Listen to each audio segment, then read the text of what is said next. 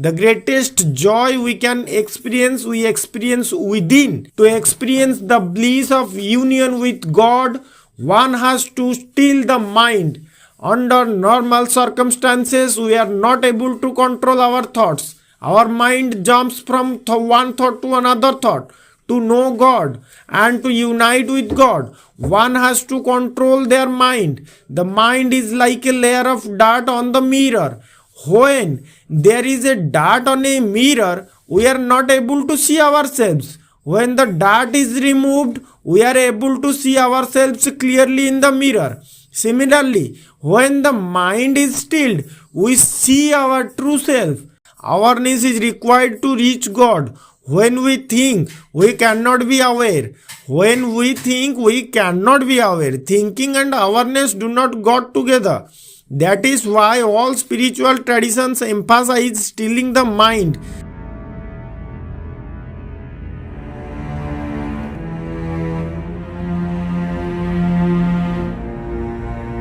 The first thing to understand about the Vigyan Bhairav Tantra is that it is a story of love. It is a dialogue between Shiva and Parvati, the god and the goddess, who are deeply in love. The emphasis on love is significant. It is through love that we can understand God and know Him. To reach God, we must love and love unconditionally, as Krishna said in the Bhagavad Gita. Only by love can men see me and know me and come with me and come unto me. The emphasis on love is found in other spiritual traditions. Buddha taught in the Dhammapada that any supposed truth that could not be spoken in love was not truth. That is why all great tantric texts were written in a language of love, as a dialogue between the god and the goddess. Love between a master and a disciple is also important. The goddess is here taking on the role of a disciple to help all of mankind. When a disciple is learning something new, it is important for the disciple to temporarily set aside what he or she thinks she knows about God. This will enable her to receive her master's knowledge.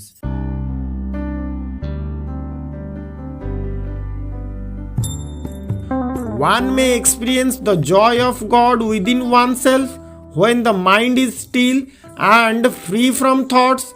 That state of God, full of bliss, is the goddess. Verse 15 is one of the most important verses in the entire text. It explains the basic philosophy of yoga and tantra. In the past few verses, God has explained God's nature in a negative manner, in terms of what God is not. In this and the next verse, God's nature is being explained in a positive manner by describing what God is. One may experience the joy of God within oneself. God's nature is joy. The key word here is within. We can experience the joy of God within ourselves. Human beings are similar to the musk deer. The male musk deer emits the musk scent from a pouch located in it. It searches frantically all over the source of the scent. Sometimes this search leads it to sleep and fall over mountain dips to its death. If only the deer had looked within, it would have found what it had been looking for, the source of the scent. Human beings are like that. We search frantically for happiness in the external world instead of within. We strive endlessly for fame, fortune, and security, falsely believing that they will bring us eternal happiness. Achievement has also now become very important for us. Many people believe that unless they achieve something material, in their lives, usually quantifiable in money, they will not be happy. They will not be happy. The greatest joy we can experience is the joy of union with God. In this verse, God is teaching us that this joy can be experienced within oneself only. It is millions of times more than any joy we can experience in the external world. It is pure bliss and ecstasy, and the individual who experiences this joy for even a fraction of a second would not give it up for anything in the world, not for money, fame, or anything else. A very important spiritual truth is being stated here. We need nothing external to ourselves to be joyful. We don't need money. We don't need jobs. We don't need security, fame, or the approval of other people to be happy. We are truly individuals without need. The greatest joy we can experience, we experience within. Once experienced, nothing in the external world matches it. People who understand this truth find their lives changing dramatically. They stop competing with others and start sharing more. Material achievements cease to be their primary concern. Instead, they focus their attention on seeking the true source of joy within. They work more productively without stress, and their lives become more joyful. When the mind is still and free of thoughts, this is the key that unlocks the door to eternity. To experience the bliss of union with God, one has to still the mind. Under normal circumstances, we are not able to control our thoughts. Our mind jumps from one thought to another thought. To know God and to unite with God, one has to control their mind. The mind is like a layer of dirt on the mirror. When there is a dart on a mirror, we are not able to see ourselves. When the dart is removed, we are able to see ourselves clearly in the mirror. Similarly, when the mind is stilled, we see our true self. Verse 9 mentioned that our world is an illusion. We see the true reality beyond the illusion. When we still the mind, yoga is not interested in improving or sharpening the mind. Rather, it is interested in transcending the mind. When we gain control of the mind, then we are no longer subject to its whims and fancies. If we want to think, we think. If we want to think, we think. If we do not want to think, we don't. People who are not in control of their minds are not able to do that. They cannot stop the flow of thoughts. Try it out yourself now. Try to stop thinking for 5 minutes, not to allow a single thought. Try to stop thinking for 5 minutes now and not to allow a single thought to creep in for 5 minutes. If you succeed, you will be fully enlightened. Try it out yourself now. Try to stop thinking for 5 minutes, not to allow a single thought to creep in for 5 minutes. If you succeed, you will be fully enlightened. Awareness is required to reach God.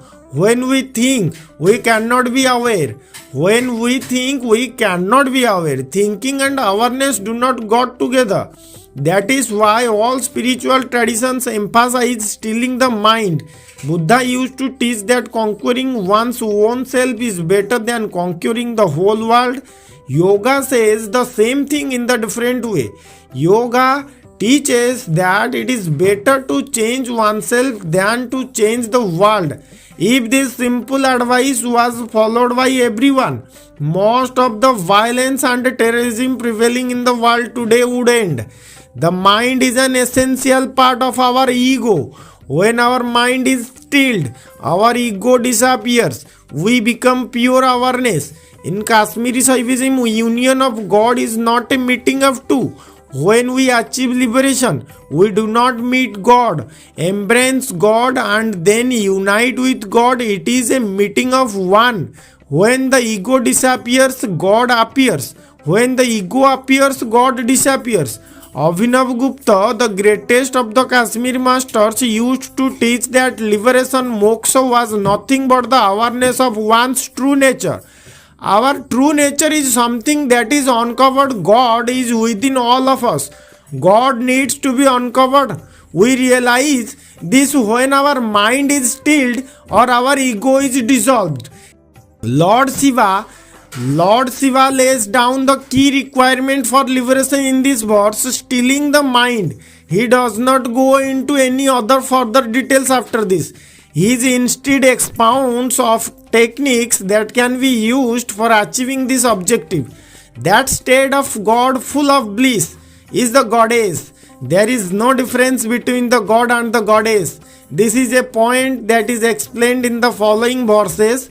Devi said, one should know my essential nature to be that joy, pure and pervading the entire universe, as this is the nature of the supreme reality, who is to be worshipped and who is to be satisfied. In yoga and tantra, the essential nature of God is joy or love and consciousness. Joy is mentioned in this verse, consciousness is mentioned later in this text. The joy of God pervades the entire universe. The universe is nothing but a part of God. Thus, the joy of God pervades the universe and everything in it. Our essential nature is also joy.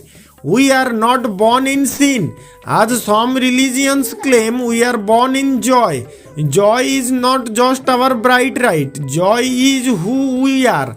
As the Taittiriya Upanishad beautifully states, God is joy. For from joy all beings have come. By joy they all live, and unto joy they all return. Return must. If our essential nature is joy, why is it that we do not always feel joyful? Why are our lives sometimes filled with tension, pain, suffering, fear, sadness? The answer is given in the previous verse. We suffer because of the non-stop chatter of the mind. When our mind is stilled, we experience the joy of our true nature. There are moments in life when the mind suddenly stops working. It does not have to only happen when you are meditating.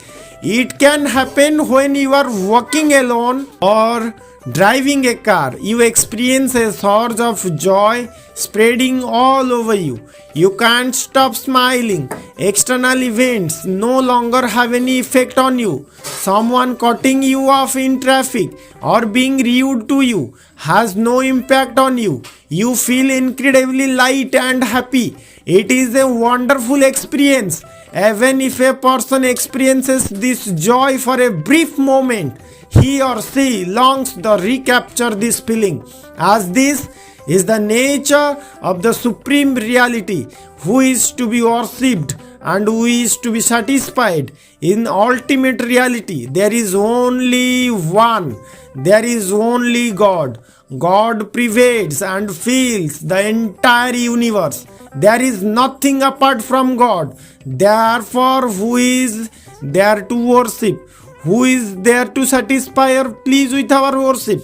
The worshipper and the worshipped are not separate from each other. They are one and the same. They are one and the same. God needs nothing. God is everything and has everything. And where there is only God, why would God need anything? Some religions talk of an angry God who demands things, certain behavior from us. If we fail to meet God's demands or expectations, we will be punished for all eternity. It is believed. However, the God of yoga, the God of tantra, the God is God of joy, or the God of love is Shiva, a God who is content in its own joy and needs or demands nothing. In this way, God's highest state is celebrated through that highest form of mind, the highest form of the Supreme Goddess is also being celebrated.